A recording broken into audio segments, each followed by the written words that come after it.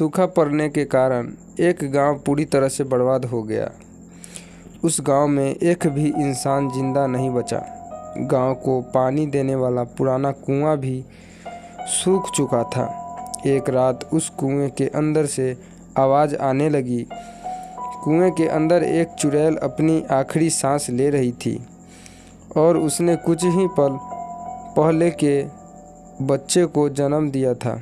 वो बच्चा भूख से बहुत तेज बुरी तरह से रो रहा था, पर चुड़ैल उसे दूध नहीं पिला सकती थी क्योंकि भूख के कारण वो मरने वाली थी। उसने अपने बच्चे को ऊपर उठाया और पूरा जोर लगाकर कुएं के बाहर फेंक दिया। वो बच्चा कुछ कुएं के बाहर ज़मीन पर गिरा, पर वो बच गया। चुड़ैल बोली, मैं अब जिंदा नहीं बचूंगी, लेकिन मुझे वचन दे कि तू मेरा बदला ज़रूर लेगा। भूखा शैतान बनकर सबको खा जाएगा। चुड़ैल की बात ख़त्म होते ही कुएं के पत्थर हिलने लगे और बच्चे को रोना और भी बढ़ गया। कुएं के सारे पत्थर एक एक अंदर चुड़ैल पर गिरने लगे। चुड़ैल की भयानक चीखें निकल रही थी।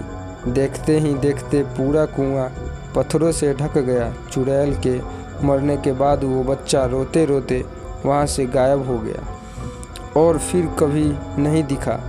उस गांव से बहुत दूर दूसरे गांव में एक व्यक्ति की मौत हो गई और लोग उसे जलाने के लिए ले जा रहे थे। सब विधियाँ पूरी हो चुकी थी और जब उसे अग्नि देने ही वाले थे, एक आदमी ने उसे अग्नि दी। आसपास बहुत लोग की रोने की आवाज़ आ रही थी। अचानक वो रोता हुआ शैतान बच्चा उड़ता हुआ आया और लाश के अंदर घुस गया। ये घटना इतनी तेज हुई कि किसी को कुछ समझ नहीं आया कि आखिर हुआ क्या।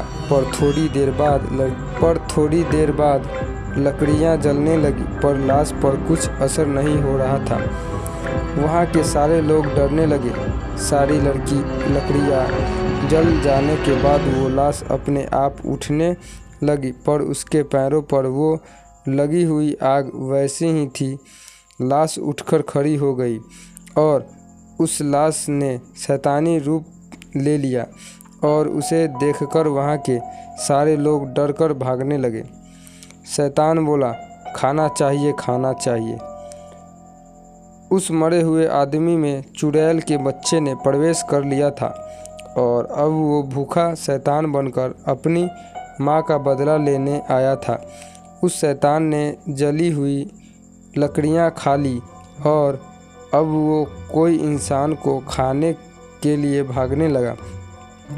उसने एक आदमी को पकड़कर उठाया और उसने पैरों में लगी आग से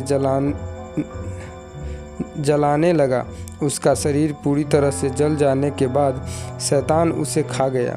शैतान गांव पर किसी मुसीबत की तरह टूट पड़ा और उसने किसी को भी नहीं छोड़ा। औरतें, बच्चे, बूढ़े, जवान